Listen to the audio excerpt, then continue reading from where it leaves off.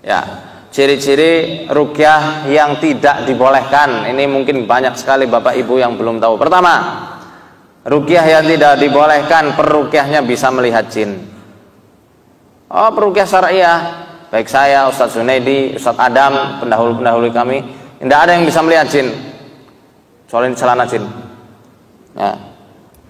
Kalau orang yang bisa melihat jin, kita tidak pandang bulu. Walaupun dia mengaku sebagai ahli agama sekalipun, dia ngaku bisa lihat jin, matanya ada jinnya. Bahkan Imam Asy-Syafi'i mengatakan, man za'ama annahu ra'ahum ruddat syahadatuhu wa uzira li mukhalafatihil Qur'an. Barang siapa ngaku-ngaku bisa melihat jin, maka kami tolak persaksiannya dan dia harus dihukum karena telah menyelisih Al-Qur'an.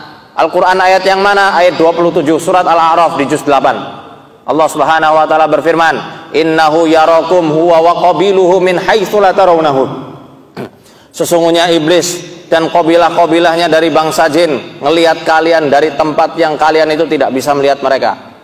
Bisa ngaku-ngaku melihat jin, kamu ini yang ngintil adalah kuntilanak, gondoruwo, pocong, babi ngepet dan lain-lainnya, sudah itu orang kesetanan, tidak usah dipercaya. Pernah ada di sini tiba-tiba datang, kamu tuh ada yang ngikutin, bilang aja di matamu ada setannya, harus diruqyah. Yang diruqyah kamu, bukan saya. Yang kedua, ada praktek-praktek penerawangan, ini juga tidak dibenarkan, bahkan disanggah juga oleh para ulama-ulama, termasuk ulama sufi. Syekh Abdul Wahab Asy'arani, penghulunya ulama sufi dari Mesir pada zamannya. Beliau mengatakan dalam kitab Al-Minnah Husaniyah cetakan Al-Harumain halaman 18. Beliau mengatakan, "Wa man kushifa lahu amma yaf'aluhu an-nasu fi qu'uri buyutihim, fa huwa kasfun syaitaniyun, fayajibu 'alaihi taubatu minhu fawran." Siapa yang bisa melihat apa yang dilakukan oleh orang-orang di celah-celah rumahnya, maka itu adalah penerawangan yang timbul dari setan dan wajib bagi dia bertobat saat itu juga. Ketiga, dalam praktek ruqyah syariah tidak ada praktek-praktek untuk menangkap jin ke dalam botol. Penjelasannya rada panjang, saya singkat karena 5 menit lagi. Yang keempat, tidak ada praktek-praktek mediumisasi, menangkap jin kepada orang yang nggak tahu apa-apa, dimasukkan jinnya. Kalau dalam Shaman King tuh yoi katai, Amidamaru masuk. Nah, itu tidak ada dalam ruqyah syariah. Kalau semacam itu ya nggak ada bedanya sama dukun-dukun.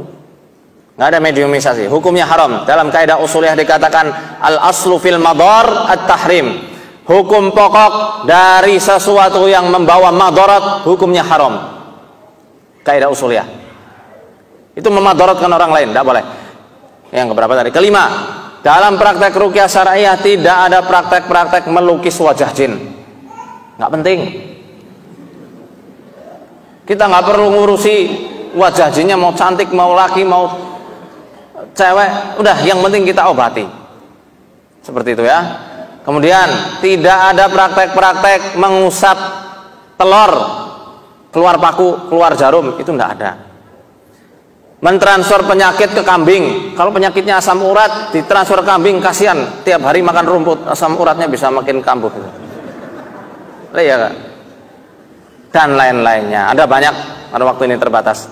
Kemudian tentang jimat syariah ada atau tidak? Tidak ada, karena azimah sendiri, jimat asalnya dari kata azimah. Azimah itu sinonim dari kata ar-ruqyah. Tapi kalau jimat dalam bahasa Indonesia itu sebangsa kayak pring petuk, keris, tombak yang disucikan, maka tidak ada jimat syariah kalau ditinjau dari sisi bahasa Indonesia. Barakallah.